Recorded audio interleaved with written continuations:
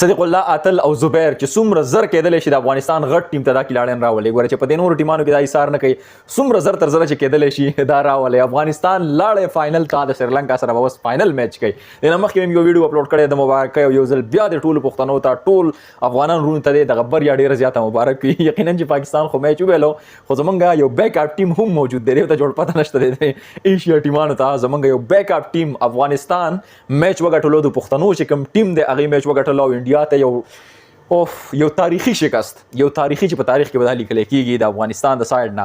خلکو ویل چې یاره دا ټیم پاتې دی، په انډیا ته لا شکست نشي ورکولی. دا هغه د انډیا ټیم او چې هغې ته درله هم شکست ورکړو. 200+ رنزونه په سیمی فائنل کې جوړول دا ډېر زیات ګران کار دی. او هغې چې کوم ټوټل ټیم دی هغه د 20 اوورو په اختتام باندې په 86 رن سره 186 رن سره د هغې په 20 اوور اختتام سره هغه لوبه سرته ورسېدله، او افغانستان ابدالیانو دغه میچ په خپل نوم باندې کو.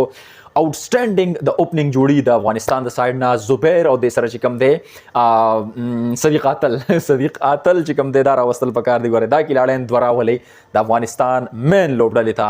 د سره چې کوم دی غضنفر نون هم ډېر زیات زبردسته بالینګ کړی، 2 وکټې اخیستي. او د سره چې کوم دی رحمان چې کوم دی هغه هم 2 وکټې اخیستي.